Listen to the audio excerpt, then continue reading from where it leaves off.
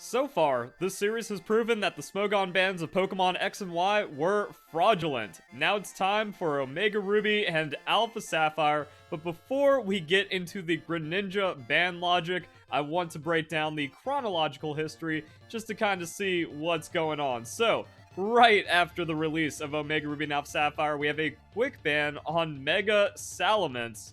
That's coming up, so we'll just get into that when we do. So Mega Salamence, then Greninja at the beginning of the year. Metagross. This is where things like started getting kind of weird and like suspect tests, things not getting banned, things getting resuspected, and so on. Mega Metagross holds the distinct honor of being the first suspect to avoid Ubers since Deoxys speed form in the first round of X and Y testing. Then there was the Aegis/Unban, which was not successful.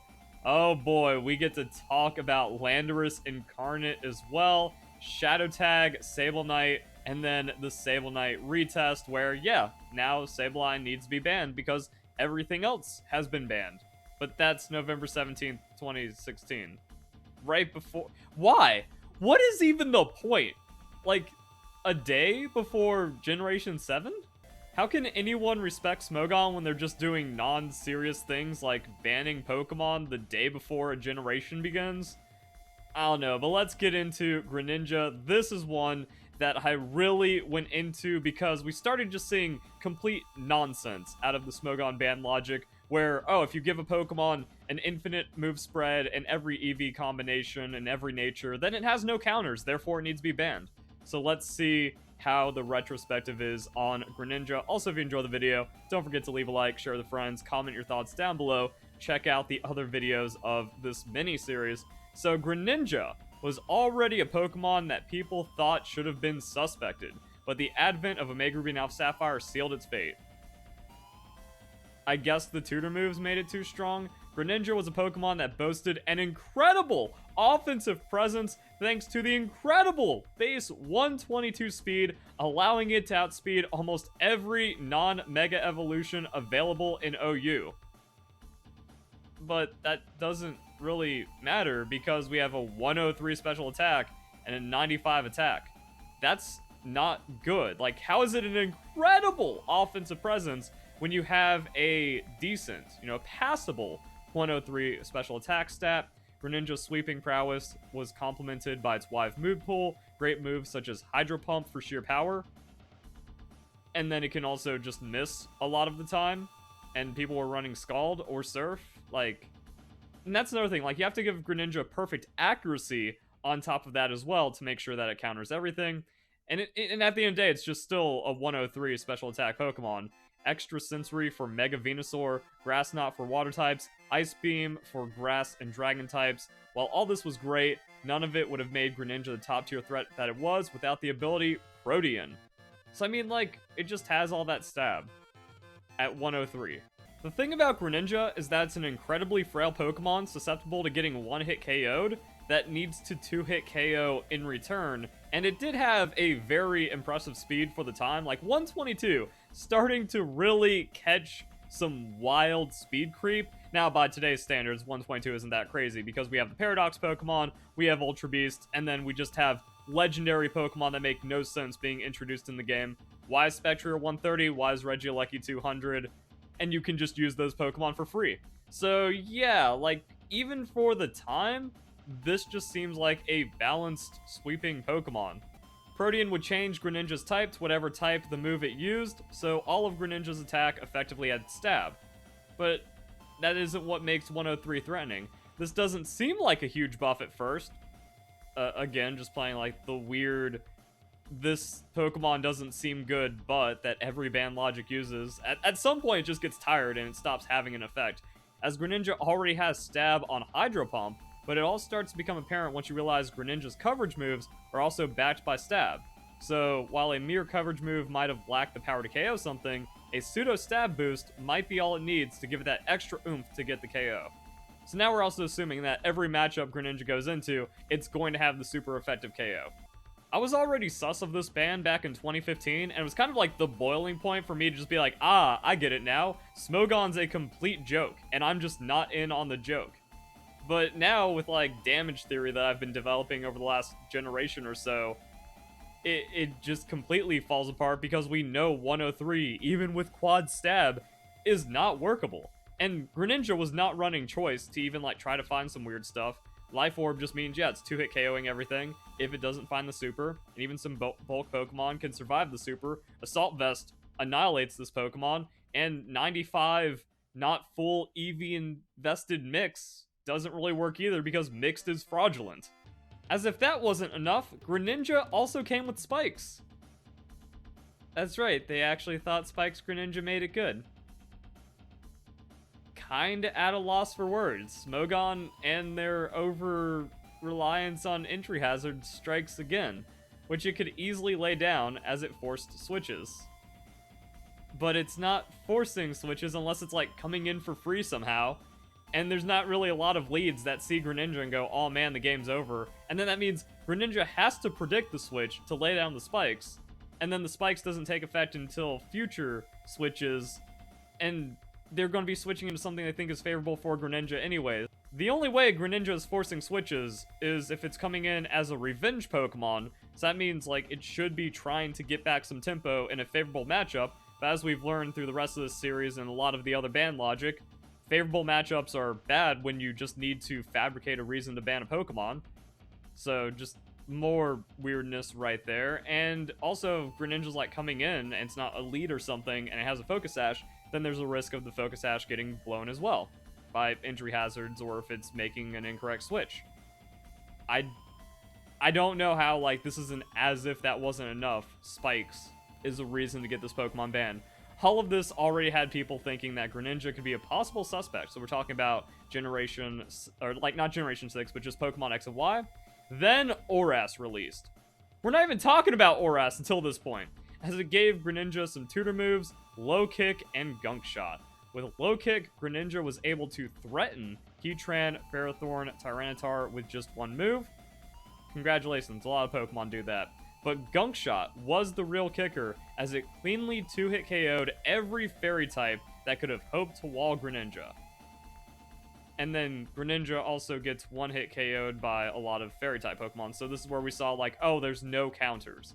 This made Greninja a massive threat to both offensive and even defensive teams, as there were very few Pokemon that could switch into it and put a strain on team building. Just lies.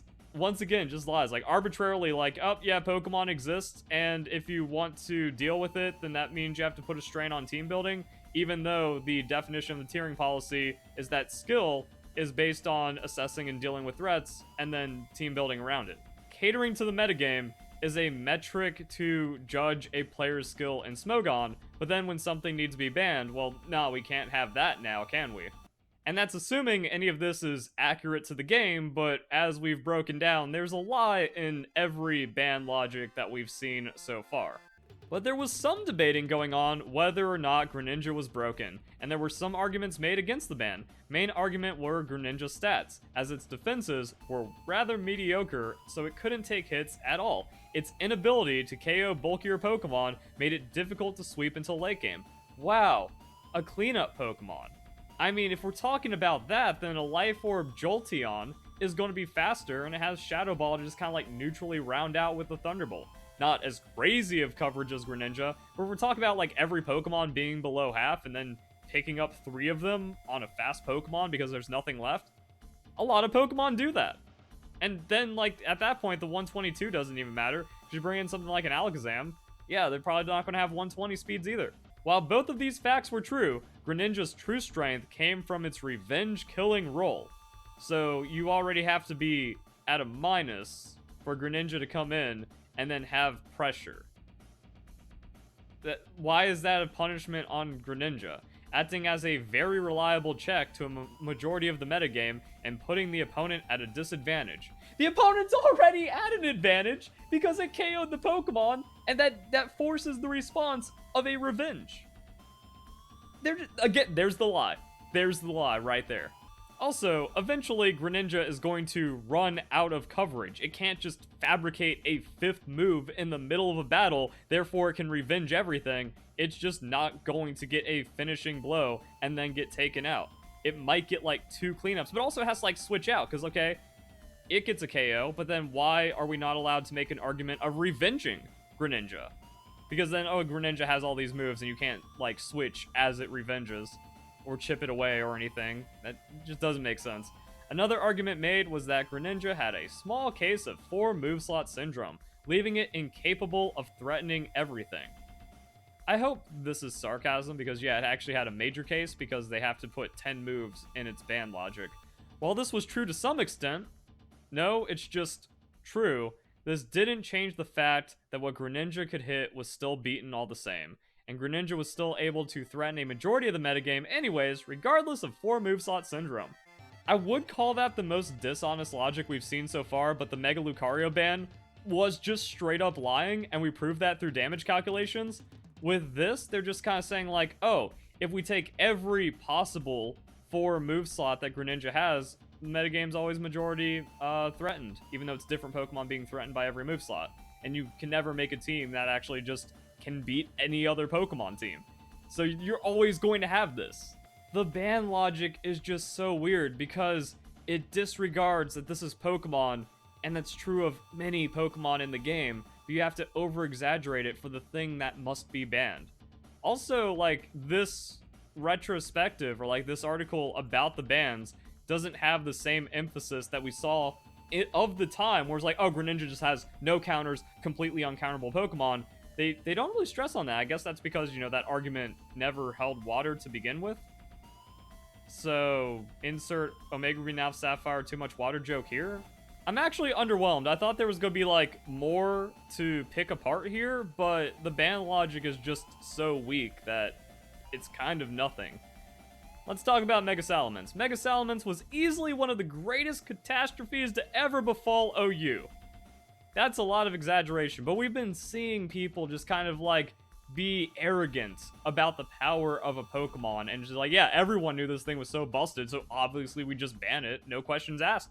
Mega Salamence was a Pokemon that had everything to not only be a massive pain for every team to face, but also a very independent Pokemon. I mean, there's a lot of independent Pokemon. Like, that's just how sweeping works. And as I've talked about, X and Y, Generation 6, Omega Green Alpha Sapphire had, like, the most 6-0s because you just get your in, you set up, and then game's just kind of over. Dragon Dance, Shell Smash, a lot of things kind of set that up. Swords Dance on certain sweeping Pokemon, Nasty Plot, Calm Mind, etc. So the stats are incredible in every aspect, ignoring that it doesn't have an item. I mean, look at this. We have a 145, 120 without an item now. By modern standards, it's not crazy. So that's kind of like one thing I'm looking for. I'm like, all right, what Pokemon from previous generations that got banned is actually strong by today's standards? Now, if we have that, then maybe there's like some power creep to investigate or something weird. But Mega Salamence was just a sweeping Pokemon, so let's see where the problem came in. Complemented by Intimidate before Mega Evolving, excellent 145 attack to throw around. Again, this is the Mega. You only get one. You can't have Mega Salamence, Mega Lucario, Mawile, Kangaskhan on the same team. So, it's not like it's an infinite parade of threats. And the funny thing is, if you didn't ban all the strong Pokemon, then you're kind of contesting over the OP Pokemon, so not everyone's going to be like, oh yeah, Mega Salamence 100% usage because it's just the best. There's actually going to be stuff like that, and then there's going to be more counterplay options. Also, it's harder for Mega Salamence to set up when you just have Mawile sitting there. It has the Intimidate, so that's going to reduce the Dragon Dancing power, and you can't just KO it with an Earthquake, and Mawile doesn't have to Swords Dance and can just straight play rough the Salamence. So by this point, Smogon already banned all the power out of the game, which means, yeah, now this is kind of a problem. Mega Salamence also came with Dragon Dance to start some powerful sweeps and Aerialate to make use of some seriously powerful returns, as well as Earthquake to hit Steel types with. Keeping all that in mind, you would think Mega Salamence was an unstoppable sweeper. You'd be thinking right. There it is. They debated us. I was waiting for, you know, the devil's advocate, but here's the problem. Nope, you're right. It's unstoppable. Just the first Pokemon to ever exist where there's nothing you could do. But for all the wrong reasons. See, what made Mega Salamence so overpowered wasn't an offensive set, but a set that was mixed between defense and offense. Many people probably wouldn't have known this, but in Pokemon XD Gale of Darkness, people were able to obtain a Salamence with Refresh. This is partially what makes Mega Salamence so hard to break. So we take all of the strengths of Mega Salamence, and then we throw them away to effectively just create a modern Terra Normal Dragonite. A method to remove any status condition inflicted on top of Roost. So yeah, you just have like Roost and then Refresh, but that only gives you 2 moves and no Dragon Dance. Mega Salamence surprisingly found its calling card as a mono-attacking. So actually no, it's Roost, Dragon Dance, Refresh, and then like Aerialate Return. And that makes it too good. Yeah, this is news to me. Everything about Mega Salamence getting banned was 1 Dragon Dance and the game is over, but also that's just like Smogon players being bad at team building, as we've been talking about forever now, where it's like, okay, you bring in your Stealth Rocks Pokemon, they lead Mega Salamence, free game for the Mega Salamence player, don't be a Timmy that just does bad strategies on default 100% of the time. So the great defenses, great healing options, great offensive typing and flying and Dragon Dance. Great offensive typing and flying. Great offensive typing in flying. Mega Salamence was capable of sweeping teams with relative ease. Yes, the Roost, Refresh, Dragon Dance, flying move. It could very easily sweep almost every kind of team that didn't run mediocre Pokemon and sets. Yes, as we keep talking about, like, it's about forcing the reasons for a Pokemon to be banned. Oh, you beat this Pokemon that's about to be suspect tested? That means you're just a bad player running low-tier garbage that shouldn't even matter because it can't even survive in OU because we're just better than you. I mean, ignoring, like, yeah, this thing still gets absolutely clocked by any Ice-type move. Also, Fairies existed, so Dragon-type Pokemon getting just kind of a global nerf. The crazy thing about Mega Salamence was how little opposition there was during discussion. Sure, Mega Salamence was 4 times weak to Ice, weak to Stealth Rock, usually relied on a single move to attack, and was resisted by most Steel types, but there were just tiny complaints compared to the massive strengths that Mega Salamence boasted, as it was still sweeping teams like no one's business all the same. Most people knew this though, so they went along with the quick ban hype. Cheers for the brave souls that tried to oppose the ban. Quick ban without hesitation. Also, if that set was so oppressive, why not just ban Refresh on Mega Salamence? Because it's like weird transfer stuff that wouldn't even be usable in official formats. I think this was just Smogon trying to be like, yeah, we're different and we're going to keep like every transfer jank, even though it doesn't apply to any of the balance decisions made by the developers. And they were just very, like, it seemed like at the time they were allergic to trying to be too similar to the official format. That evasion will never ever be allowed, no matter how many nerfs it receives, and no matter how much power creep makes it unviable. Same thing for Spore. Grass-type Pokemon, safety goggles. Nope, we still have to keep the Sleep Claws, and then just everything else where it's like, yeah, some, like, Game Freak responded to the bans and to the player complaints, and then those decisions were just never reversed. And also item claws, like, yeah, we're just never going to make it to where item claws exist in Smogon because we are the anti-official format in every possible way, no matter how detrimental it is to the game. But yeah, this is a really weird and niche isolated problem they created for themselves that didn't even last any amount of time. Maybe people would have adapted and just kind of dealt with it. Maybe Refresh in Smogon's already broken format just broke the format too much, because as an official player, yeah, Salamence never gave me any problems because I played a lot of Mega Sableye and I could just Will-O-Wisp the thing. Or you could just get a lot of status and eventually find a way of making it not really exist as a Pokemon. But at the same time, if like it just became flavor of the month, it only has return, then yeah, Steel-type Pokemon deal with it.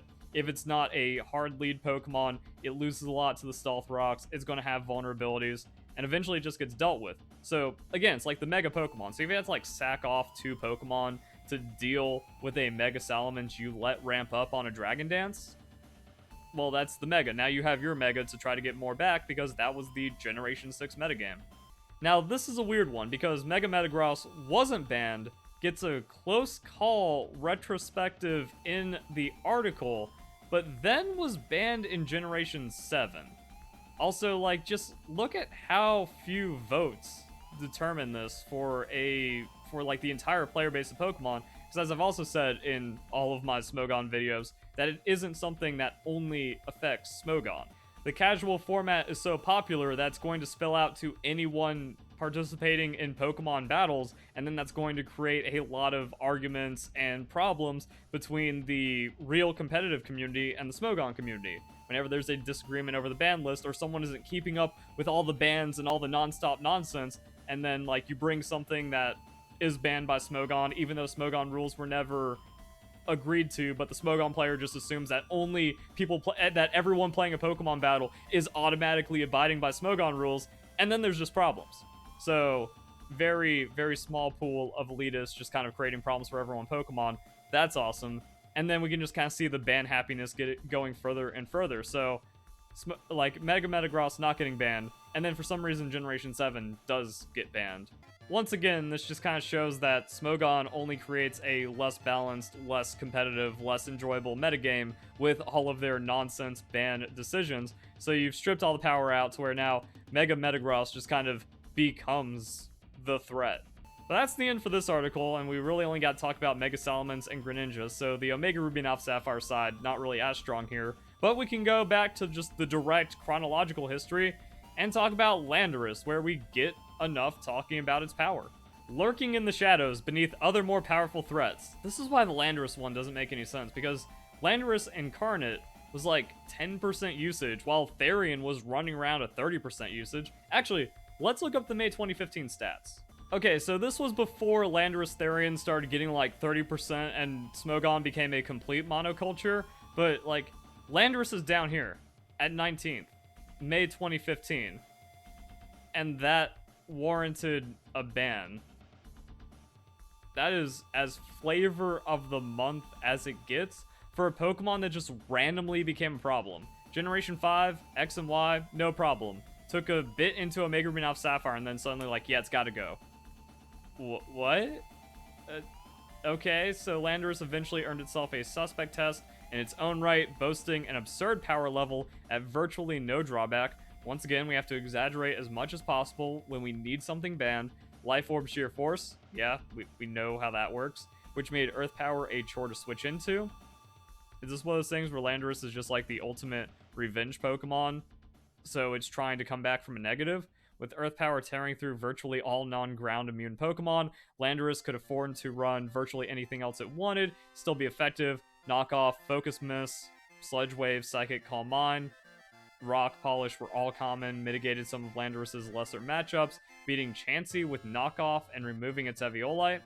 Blissey's still fine. Rock Polish, and also like Calm Mind Chansey. These kids were just not with it. Or Rock Polish, allowing it to devastate offensive teams if given the chance. So we give Landorus the free Rock Polish, and now it's too much of a threat. Gotta go. Yeah, that's like another weird thing about all the ban logic. You give the Pokemon, like you give the threat a free turn, gotta ban it. Being so versatile, Landorus pushed the viability of its few hard counters, Cresselia being the most notable example, admitting that it even had hard counters against it. Wait, was Cresselia like ranked higher? Oh, Clefable. Yeah, Clefable had to have been unaware, right? If it's getting 14% usage.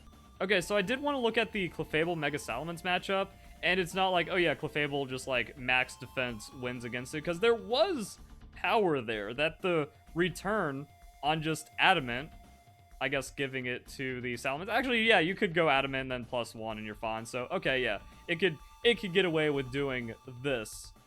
Double Edge not a KO, and also takes recoil, which means the Moonblast doesn't quite KO it, but it also means like, okay, let's say Dragon Dance on the Salamence, it trades that for half of its health against whatever Pokemon, starts going for the sweep, but then you bring in the Unaware Clefable.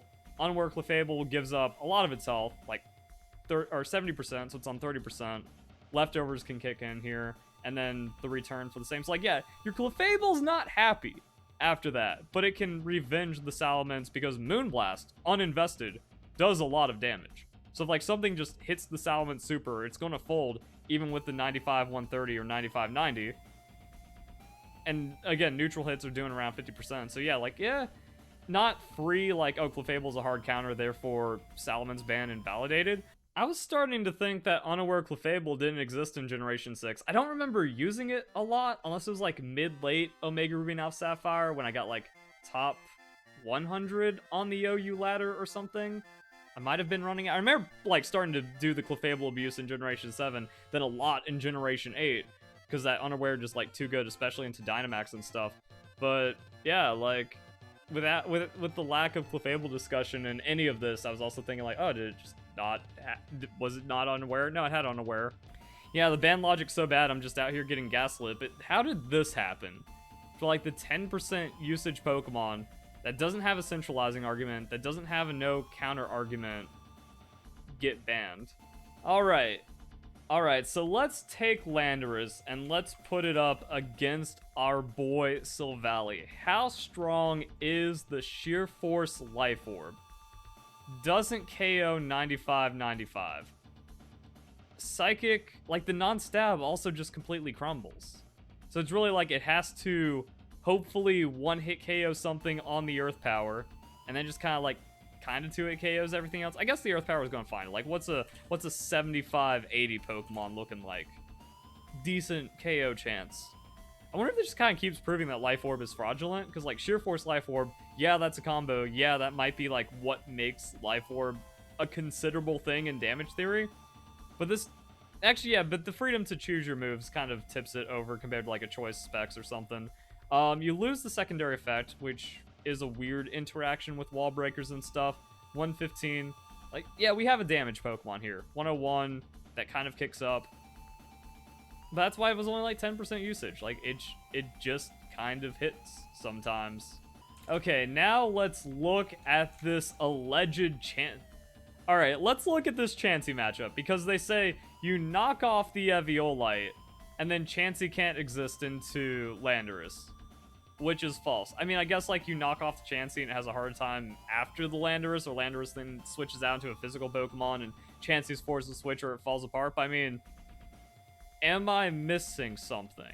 That's how I feel about a lot of these damage calculations, because, like, yeah, there's a lot of text here, there's a lot of moving parts, so we can just type in the wrong thing or get something wrong. But it's like max hit points, max defense, just natural special defense Chansey, losing its Eviolite into same level Landorus, Sheer Force Life Orb, and this is also where I'm just like, yo, Calm Mind Chansey, Calm Mind Blissey is the truth.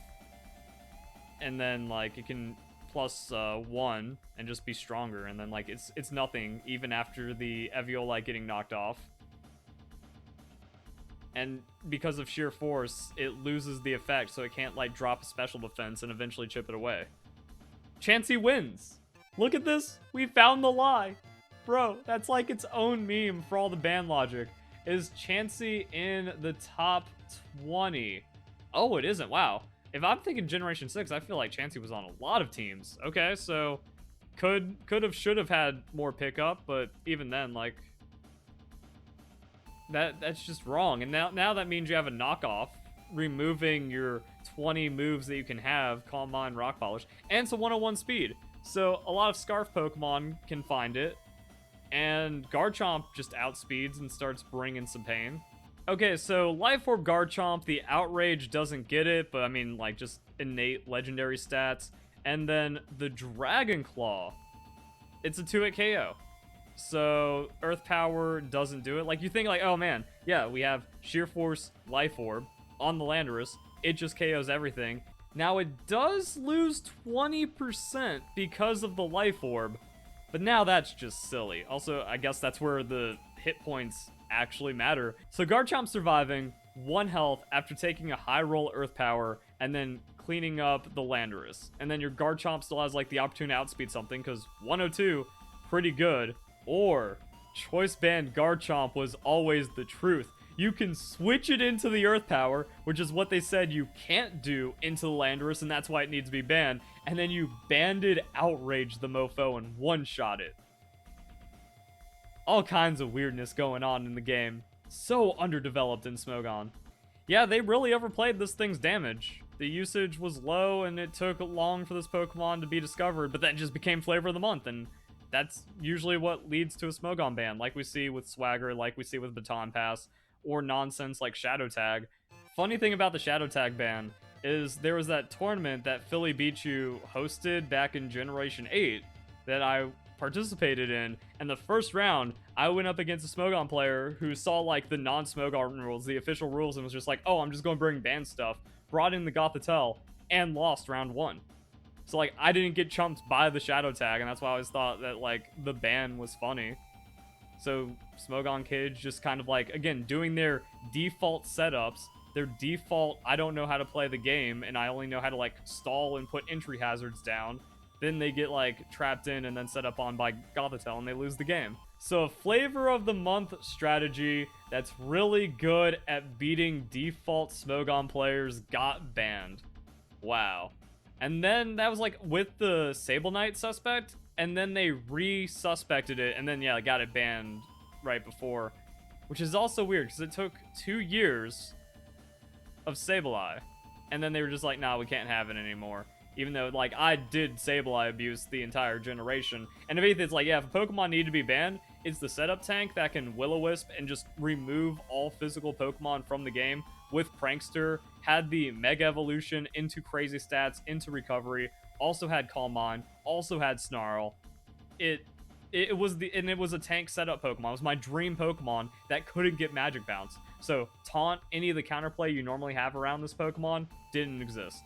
This should have been, like, the quick ban instead of Mega Salamence, and then just watch the rest of the game develop around that. Because this is, like, the unfair no counterplay Pokemon, and it gave me, like, an 80% win rate in ORAS, because you just set it in. Like, you just lead Sableye, game's over.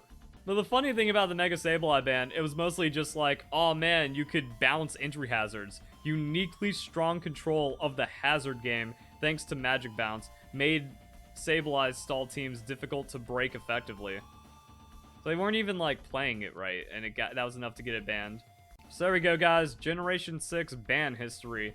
Not as exciting as the other ban histories, but I guess that just kind of goes with the territory of Smogon just becoming more and more of a joke. They really exhausted it back in X and Y, it seems, and then Omega Ruby Now Sapphire was just kind of like, whatever. It's like, oh man, you're banning Greninja. We've already memed this logic. Mega Salamence had, like, a unique thing that I never heard about until today on a Pokemon that is your standard scary Dragon Dance sweeping Pokemon. And then the Landorus ban was also something that I've memed on a lot in the past. But it's like, yeah, we just talk about that again. It's where, wait a second, you banned the wrong Landorus that has the lesser usage and is more dealable. And then Shadow Tag, and this is after, like, you also banned Swagger and Baton Pass for the rest of Generation. Yeah, it ran out of steam. And by running out of steam, we also just kind of ran out of all the dunks because we went so hard with Pokemon X and Y. Either way, guys, it kind of concludes all of this stuff. Hope you enjoyed this saga. But even the retrospective, like, man, Verlisify always right. But I think the retrospective for me, and the takeaway for me, is Verlisify always right in kind of a weird way, because I was thinking, okay, maybe since I was, like, less experienced back in the day, you know, I didn't have the strong enough arguments, and it might have warranted all of the mockery people made around my videos, but no, it's like, I was referencing the same ideas I was getting on back in time. Now, I will admit I didn't have as much content creation experience and experience with dealing with stupidity, nonsense, and all of these weak arguments to make my points get across in the best kind of way, but the idea was still there.